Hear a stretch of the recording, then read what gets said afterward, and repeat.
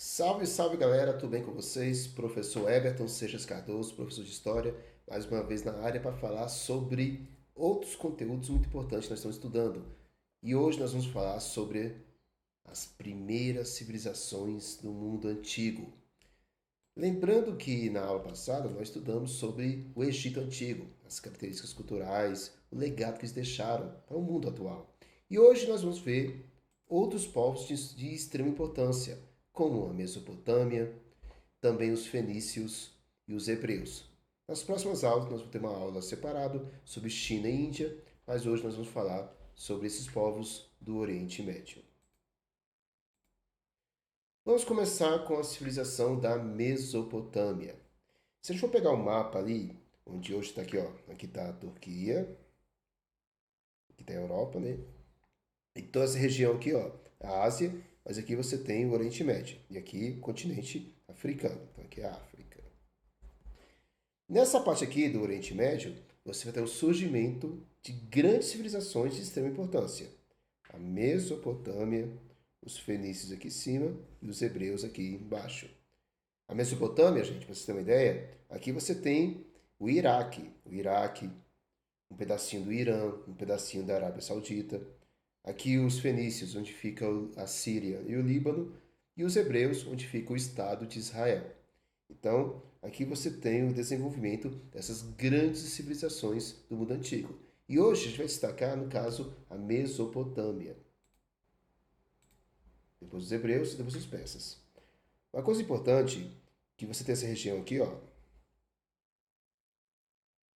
também chamada de crescente fértil, porque lembra uma lua crescente. Deixa eu fazer o desenho da lua para vocês observarem melhor.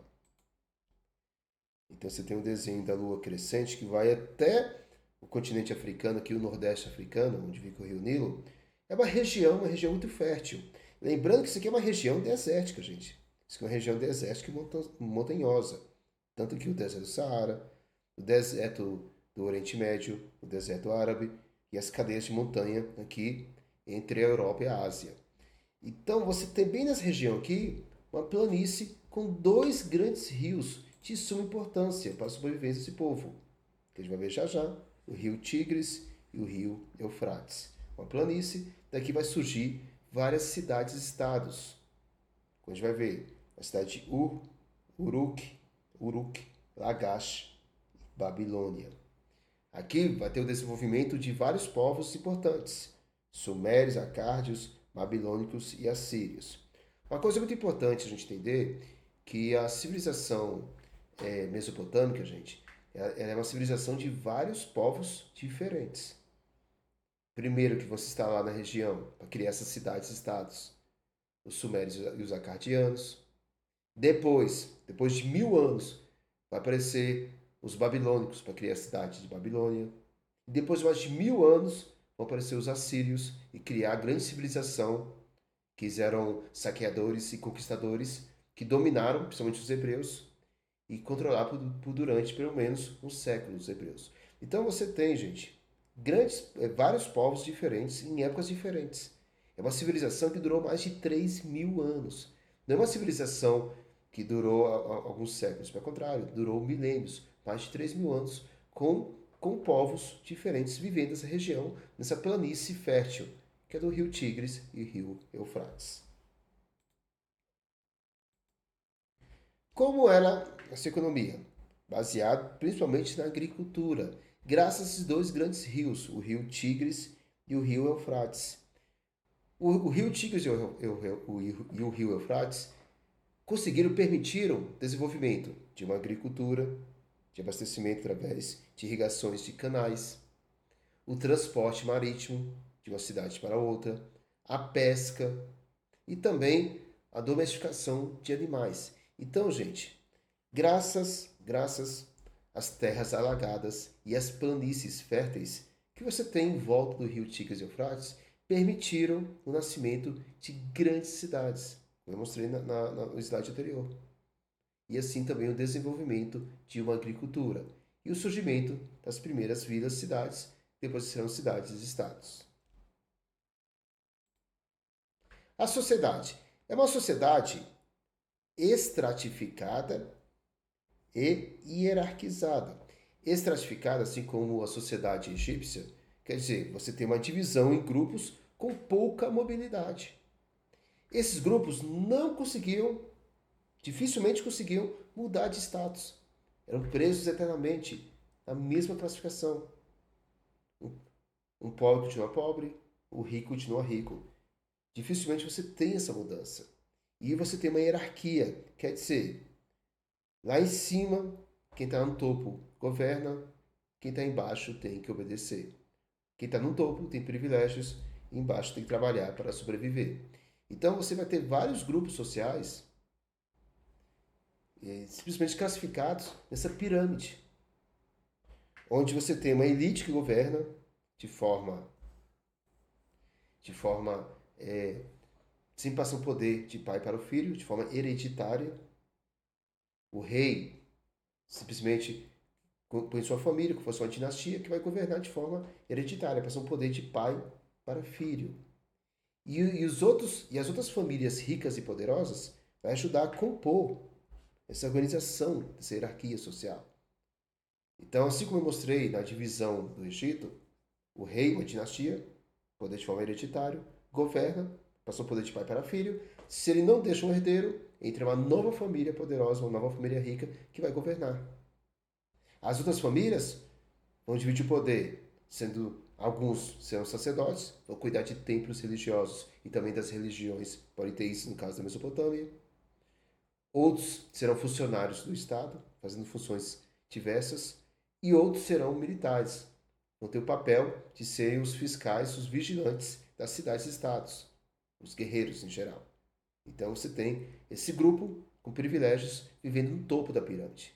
Embaixo, a maioria da população, nós teremos comerciantes, escribas e artesãos. A classe trabalhadora em geral. Comerciantes e artesãos sempre tinham que pagar tributos para o imperador, para o rei. Então eles trabalhavam, tinham que pagar tributos para continuar trabalhando, senão perdiam a licença para poder trabalhar ou exercer aquela função. E os escribas, gente, geralmente eram funcionários menores do governo, para poder mexer na documentação, fazer os registros. Uma coisa importante é que esses escribas, muitas vezes, tinham como fosse concursos. Aquelas pessoas mais letradas conseguiam se transformar em escriba e trabalhar para o governo.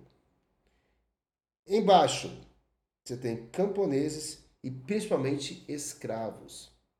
Camponeses também são uma classe trabalhadora, mas uma classe mais braçal para cuidar das terras. Parte da produção é obrigada a pagar como tributo para o imperador, para o rei.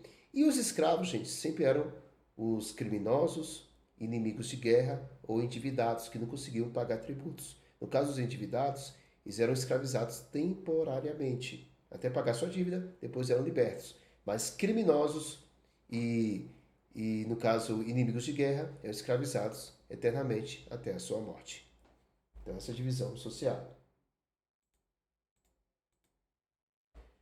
Os zigurates. Os zigurates são as grandes construções, no caso da Mesopotâmia.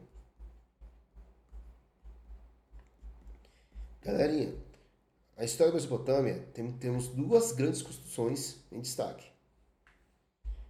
Os Jardins Suspensos, da Babilônia, e a Torre de Babel, que também ficou na Babilônia. O Jardim Suspenso, gente, foi simplesmente essa pirâmide em degraus, tá vendo? É uma pirâmide em degraus. Não é uma pirâmide lisa, que nem dos egípcios, é uma pirâmide em degraus. E quando o rei trouxe sua esposa de uma planície infértil, e a planície reclamou que a cidade era muito desértica e não tinha plantas, precisava de uma arborização, o rei mandou plantar vários tipos de plantas nos degraus do seu palácio. E assim você tinha a impressão de que tinha vários jardins suspensos em cima desse palácio. Daí nasceu o nome os Jardins Suspensos da Babilônia. Quando a pessoa entrava na cidade, via um monte de planta nos degraus de um grande palácio. Então isso aí deu origem a essa grande construção. Já a Torre de Babel, gente, a Torre de Babel, muitas vezes mistura mito com realidade. Não é fato se realmente existia a Torre de Babel, mas dizem que foi a torre mais alta construída nesse período. Os textos bíblicos dizem que Deus acabou interferindo na construção, porque eram povos que estavam escravizando os hebreus e que cada um falasse línguas diferentes. E assim um não conseguia dar ordem no outro e não conseguia construir, porque a torre queria chegar no céu para conhecer Deus. Então, essa é a história bíblica de como foi feita a Torre de Babel, mas não é um fato que realmente já tenha existido. Mas tem registros dizendo que havia uma torre bem alta, na cidade da Babilônia, na Mesopotâmia. Código de Hammurabi, criado pelo imperador Hammurabi. Gente, o Código de Hammurabi ficou importante porque ele trouxe a primeira ideia de reparação. Como assim reparação? É o princípio do olho por olho, dente por dente. Se você comete um determinado crime, você pode pagar a mesma moeda. Por exemplo, se você matou um parente meu, eu posso matar um parente seu. Se você roubou algo da minha casa, eu posso tomar algo da sua casa. Então, é um princípio de reparação, olho por olho, dente por dente. Escrita através da escrita chamada cuneiformes, que eu vou até mostrar um vídeo aqui rapidinho, onde você era feito em placas de argila. Não tinha um papiro, como tinha no Egito. Era feito através de uma argila, estava mole, depois endurecia e você tinha o formato registro nessa placa. Vamos ver aqui o vídeo rapidinho.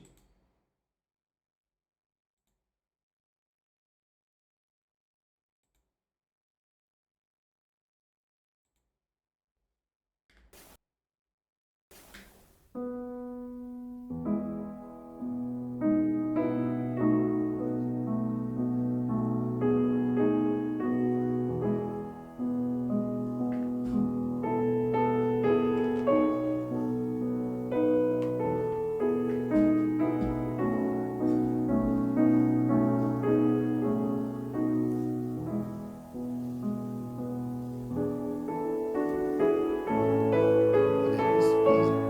É uma massa de argila, lápis, e mantém quadrado, e assim ele faz o formato das letras, dos símbolos, não são letras, mas dos símbolos mesopotâmicos, e assim você desenvolve a escrita.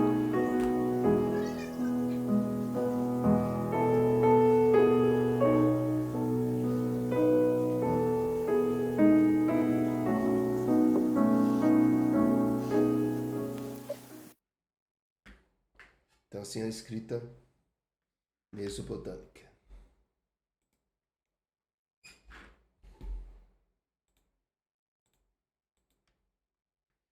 Além dos mesopotâmicos na região, também surgiram outras grandes civilizações. E uma delas, os fenícios, gente. Os fenícios vão surgir, como eu mostrei aqui no mapa, deixa eu mostrar anteriormente aqui, ó, onde hoje fica o Líbano e a Síria. Bem aqui na divisa entre a Turquia e o início aqui do subcontinente do Oriente Médio. O que acontece? Os fenícios, gente, se destacaram como mestres dos mares, grandes navegadores, porque desenvolveram um tipo de embarcação movido à vela e mais ágil dentro do mar Mediterrâneo. Não eram as caravelas ainda, mas eram barcos movidos à vela. E assim eles conseguiram cruzar os mares e fazer comércio em todo o mar Mediterrâneo. Eles vão ficar destacados também pelo alfabeto fenício. Diferente dos mesopotâmicos, onde cada palavra é representada por um símbolo, só que aí você tinha mais de 3.000 símbolos para o escriba poder decorar e fazer a comunicação. O alfabeto fonético fenício, você criou um sistema de letras, 22 letras, que formavam palavras, que vai servir de base para o alfabeto grego, depois para o alfabeto latim e as línguas modernas, como a língua portuguesa, espanhola, italiano e o francês. De extrema importância, você unir essas letras para formar as palavras, ao invés de decorar mais de 3.000 símbolos.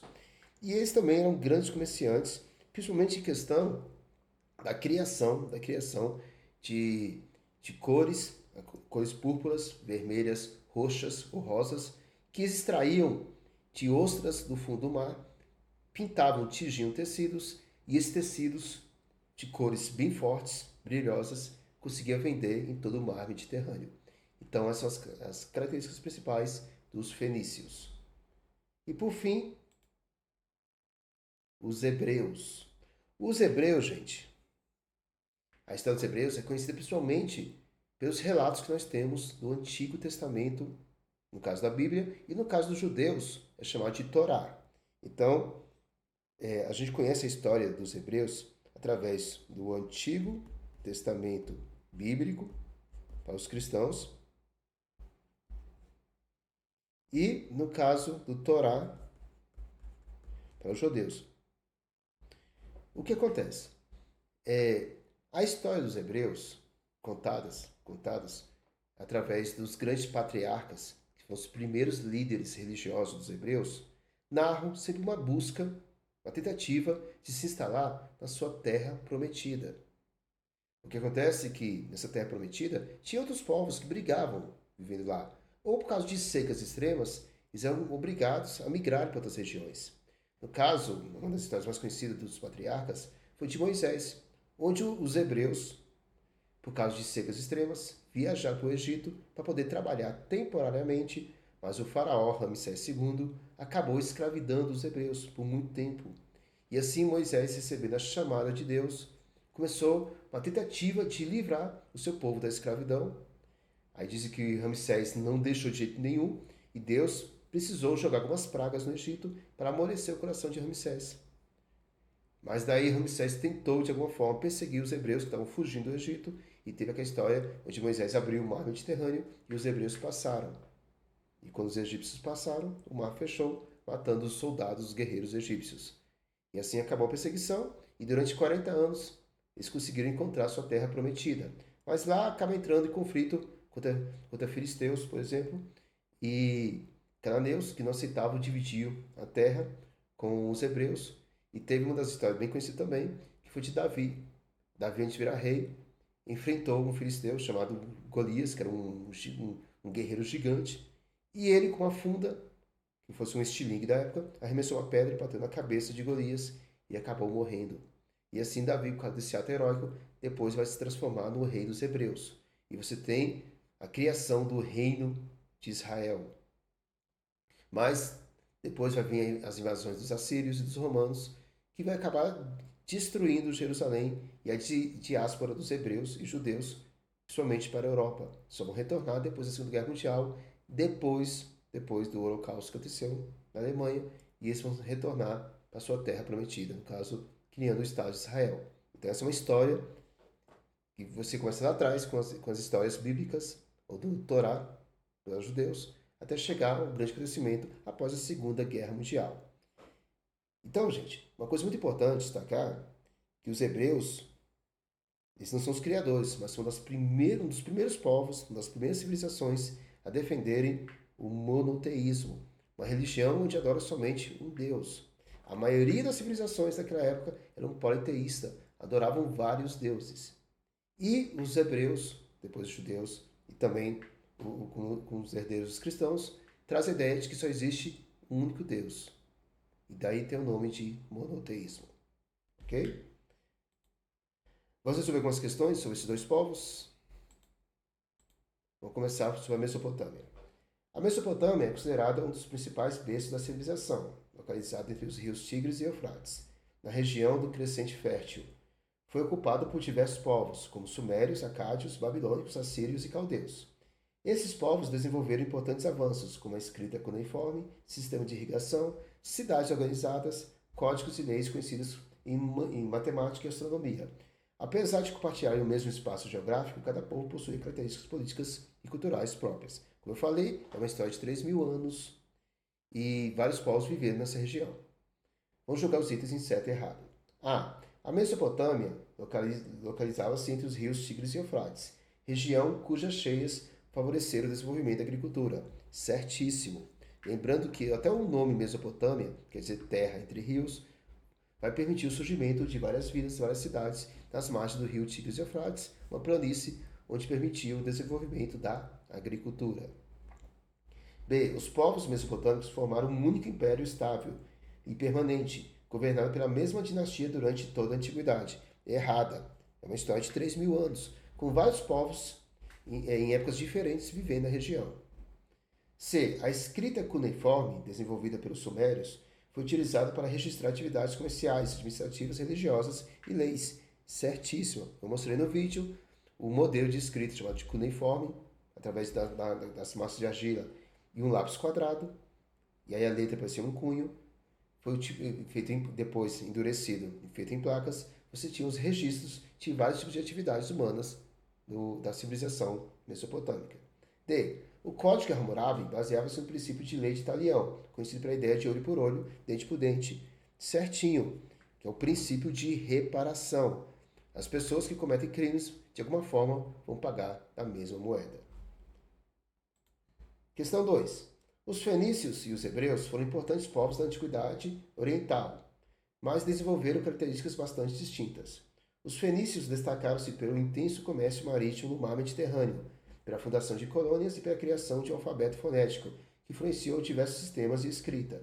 Já os hebreus marcaram a história pela consolidação do monoteísmo, acreditando na existência de um único Deus, e pela formação de um importante legado religioso que influenciou o judaísmo, o cristianismo e o islamismo. A partir disso, vou jogar os itens certo e errado. Os fenícios estabeleceram uma ampla rede de comércio marítimo e fundaram colônias em diferentes regiões do mar Mediterrâneo. Certíssimo. As principais cidades fenícias, a cidade de Biblos, Sidom, Tiro e também Cartago, se espalhou por todo o mar Mediterrâneo. Cartago, onde hoje é a cidade de Tunísia, a capital da Tunísia, Sidom, Biblos e Tiro, hoje fica no Líbano. Então tá certo. B. Os hebreus foram um povo politeísta, cultuando diversos deuses ligados às forças da natureza. Errado. Os hebreus eram monoteístas. Como diz o texto, vai acabar influenciando como legado a criação de religiões como o judaísmo e o cristianismo. C. O alfabeto fonético desenvolvido pelos fenícios facilitou a comunicação comercial e serviu de base para outros alfabetos utilizados posteriormente, como o alfabeto grego, e depois que os romanos vão adotar esse alfabeto grego, criando a língua latina. Certíssima. D. A religião dos hebreus, baseada na crença de um único Deus, exerceu grande influência sobre outras tradições religiosas ao longo da história. Certíssimo. Então, gente, para finalizar aqui, então esses são os povos que temos ali, os povos antigos da região do Oriente Médio. Na próxima aula, vamos estudar um pouquinho sobre a China e a Índia. Até a próxima. Valeu, gente. Obrigado. Tchau, tchau.